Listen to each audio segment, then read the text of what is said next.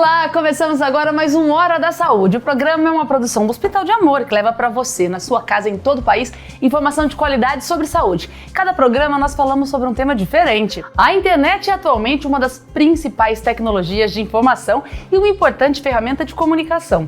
Nas últimas décadas, ela foi responsável por muitas mudanças em diversos campos da sociedade, incluindo a saúde e o seu acesso. Já parou para pensar no assunto? Vamos falar mais sobre o assunto no Hora da Saúde de hoje. E para falar sobre isso, ninguém melhor que ele, né? Meu parceiro de programa, Dr. Marcelo Gobo Júnior. Oi, Marcelo. Olá, Gláucia.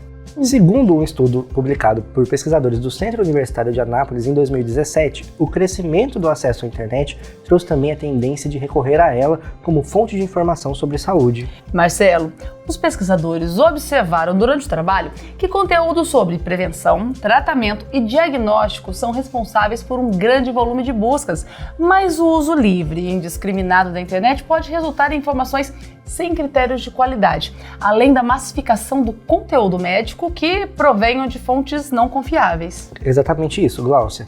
E isso pode levar também ao desenvolvimento de conclusões sem fundamento científico acerca de condutas, uso de medicamentos, tratamentos, entre outras ações. A gente precisa falar mais sobre isso, Marcelo. O tema é urgente, Gláucia. Vamos sentar para conversar. Marcelo, como que esse acesso fácil à informação disponibilizado na internet é percebido no consultório? A gente tem um momento acontecendo na sociedade atualmente em que a gente tem uma ampla oferta de informações que não necessariamente se refletem em um conteúdo cientificamente válido ou fidedigno. Diferente do que acontecia na época dos livros, em que a gente recorria a enciclopédias para se buscar informações, em que o acesso a dados era muito restrito e mais difícil, a gente hoje precisa se defender de informações que não têm qualidade, que não têm procedência. Essa é uma grande mudança de paradigma na sociedade ao longo dos últimos 25 anos. Então, pense bem, na era pré-internet, em que boa parte do conteúdo, do acesso a informações provinha de mídias físicas, então ter acesso àquilo que era publicado de modo impresso rapidamente significava vantagem competitiva em relação ao mercado de trabalho, maior possibilidade de decisão sobre si e sobre o seu entorno, e a gente tinha um pequeno intervalo de tempo, uma dificuldade de se acessar esse conteúdo através dessa diferença de tempo entre se produzir um conteúdo, se publicar esse conteúdo e ter acesso a essa mídia impressa. O que mudou de lá para cá? Hoje a gente consegue ter acesso a informações em tempo real. Então eu consigo gerar um paper, né, um artigo científico, eu consigo gerar um conteúdo, um resultado, um dado que não necessariamente tenha sido validado entre pares e que vai cair nas redes e ter uma ampla circulação, uma massificação de modo muito rápido. E dentro do mundo científico, a gente precisa do tempo como nosso aliado para se validar e se reproduzir conclusões.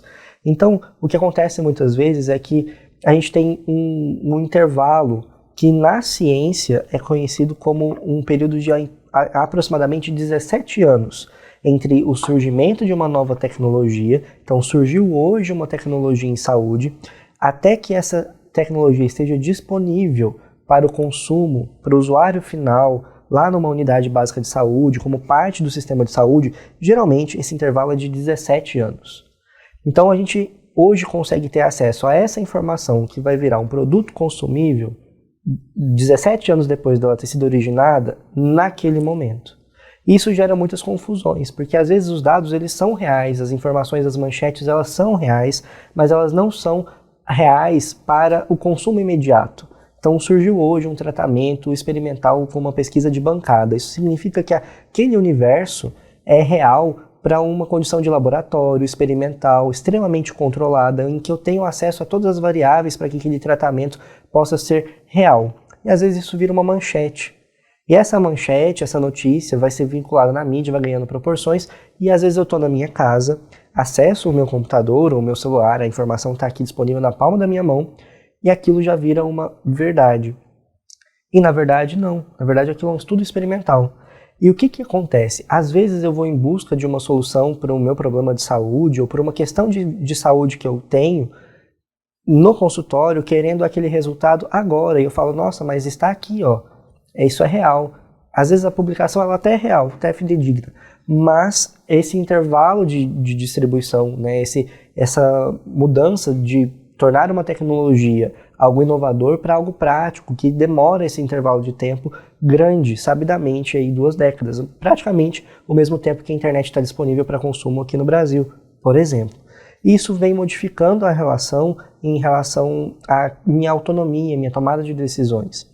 O que acontece? Como a gente comentou que a gente precisa se defender dessas informações, eu preciso ter noção se aquilo que eu estou lendo, se aquilo que eu estou consumindo, primeiro é de fato verdade.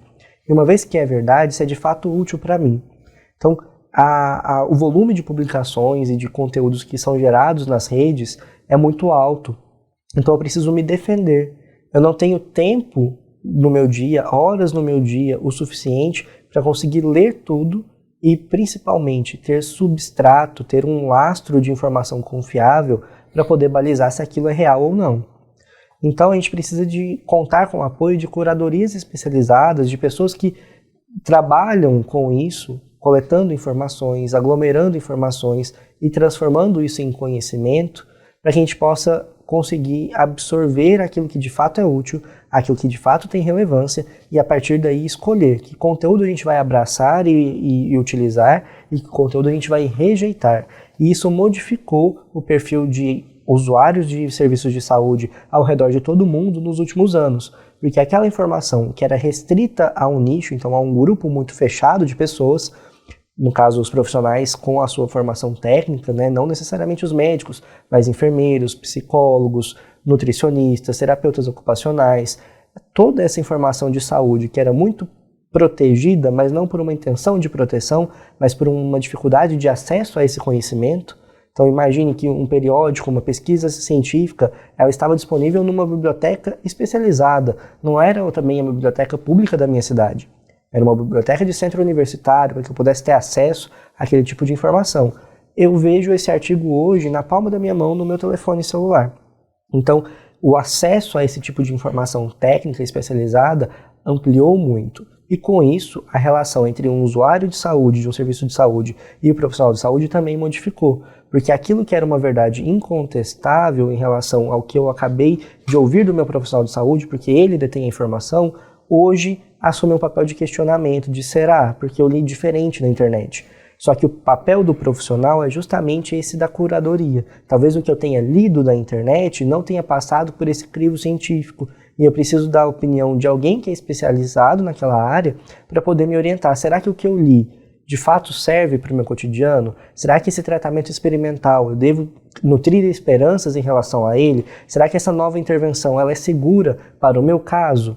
Às vezes a gente não tem sozinho o substrato técnico para poder tomar essa decisão em conjunto, de modo sozinho, né, de modo autônomo. E a gente precisa, na verdade, de um processo para poder ter essa decisão conjunta, em compartilhamento, junto com o meu paciente, junto com o profissional que orienta, junto com outras áreas multiprofissionais, porque às vezes aquilo pode estar tudo bem na visão do médico, mas às vezes dentro daquilo que vai ser a necessidade do nutricionista, do fisioterapeuta, a gente precisa alinhar essas áreas para poder decidir as melhores intervenções. Eu posso fazer essa intervenção cirúrgica, mas depois eu não tenho condições de fazer um pós-operatório adequado. Será que vale a pena para esse momento?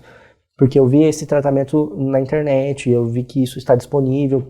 E, na verdade, eu preciso levar em conta essas outras variáveis que dependem de um treinamento técnico muito grande, de um volume de horas de estudo só daquela área do conhecimento muito alto para eu poder filtrar se aquilo que eu li é de fato útil ou não.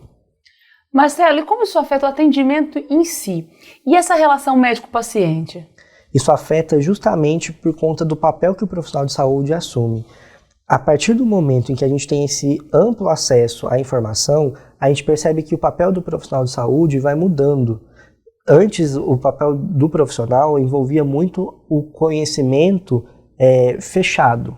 Então, o profissional de saúde era quem tinha acesso aos meios das informações técnicas para daí ele transmitir esse conhecimento, quase como um papel professor-aluno. O que a gente percebe, inclusive no cenário de educação? Essa mudança. A pessoa hoje, que ela tem formação técnica, ela não atua mais como a detentora daquela informação, daquele saber, porque o conhecimento hoje ele é amplo. A internet tornou o acesso à informação amplo. Ele é o detentor da curadoria técnica daquilo. Para poder te dizer, Glaucia, você veio aqui à consulta de hoje atrás desse tipo de informação.